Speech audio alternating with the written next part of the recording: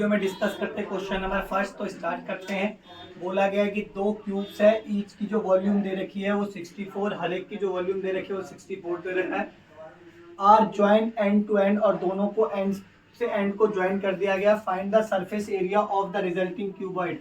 अच्छा, दो क्यूब मिला के जो क्यूबॉइड बना है उसका सरफेस एरिया निकालने के लिए बोला गया। सबसे पहले सॉल्यूशन स्टार्ट करते हैं और क्यूब बना के दिखाता हूं मैं आपको। सबसे पहले क्यूब बना के दिखाता हूं मैं आपको। ये आपका क्यूब हो गया, ठीक है। इसकी जो वॉल्यूम दे रखी है क्वेश्चन में वो दे रखी है 64 सेंटीमीटर स्क्वायर।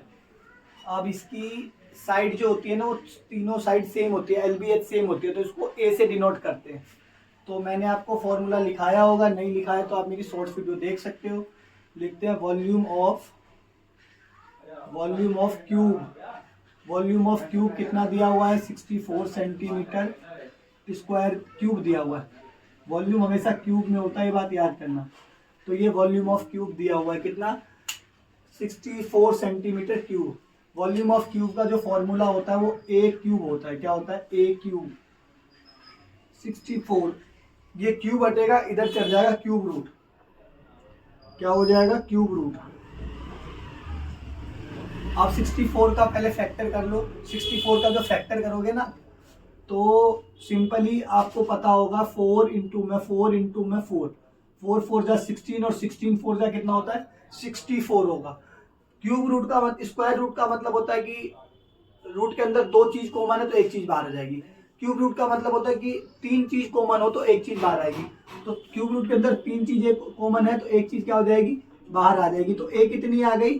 4 सेंटीमीटर। ए की वैल्यू कितनी आ गई? 4 सेंटीमीटर। ठीक है। अब आपको साइड पता चल गई, ये भी 4 सेंटीमीटर है, यानी एल भी 4 सेंटीमीटर, बी भी और एच भी 4 सेंटीमीटर थी, इसलिए तो एक क्यूब था।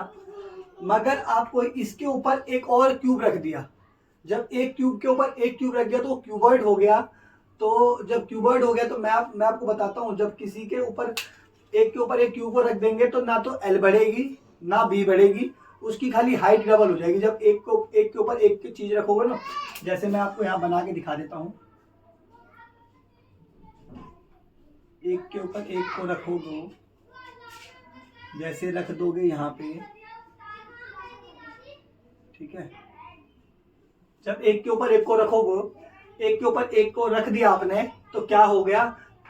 इसकी एल भी नहीं बढ़ी, इसकी बी भी नहीं बढ़ी, बी भी यही थी, और बढ़ क्या गई? एच बढ़ गई। क्या बढ़ गई? ये एल होती है, ये बी होती है, ये क्या होती है? एच होती है। तो क्या बढ़ी? एच बढ़ी। एल क्या रहेगा? एल सेम रहेगा, कितना? 4 सेंटीमीटर जो पहली साइड थी। बी भी कितनी रहेगी? जितनी पहले थी, 4 सेंटीमीटर। एच क्या हो जाएगी? ये भी 4 थी और उसके ऊपर एक और रख दिया, तो 4 प्लस में 4 है ना, 4 प्लस में 4 सेंटीमीटर प्लस में 4 सेंटीमीटर, ये हो जाएगा 8 सेंटीमीटर। एच बढ़ गई खाली आपकी। अब आपको क्या निकला? Surface area of cuboid. Surface area of cuboid formula होता है 2 ब्रैकेट एल प्लस में बी, बी प्लस में एच और एच प्लस में एल। ठीक है। 2 का 2, एल कितना दे रखा है? 4 दे रखा है। इनटू में बी कितना दे रखा है? वो भी 4 दे रखा है। प्लस बी कितना दे रखा है? 4 दे रखा है। इनटू में एच कितना दे रखा है? एच 8 दे रखा है। प्लस का प्लस, एच कितना दे रखा है? 8 दे रखा है। इनटू में एल कितना दे रखा है? तो 4 दे रखा है। बस सिंपली आपको क्या करनी थी? वैल्यू पुट करनी थी। 2 का 2, 4 4 जा 16, 4 8 जा 32 और 4 8 जा 32। पहले मल्टीप्लाई होता है ना, इन 32 और 32 ये हो जाएगा आपका 64, और 64 में अगर आप 16 को ऐड करोगे तो ये हो जाएगा 80। क्या हो जाएगा? 80। तीनों को जोड़ दिया, ऐड कर दिया, अब उसको 2 से मल्टीप्लाई हो जाएगा तो 160 सेंटीमीटर स्क्वायर। ये आपका सरफेस एरिया आ गया। ठीक है।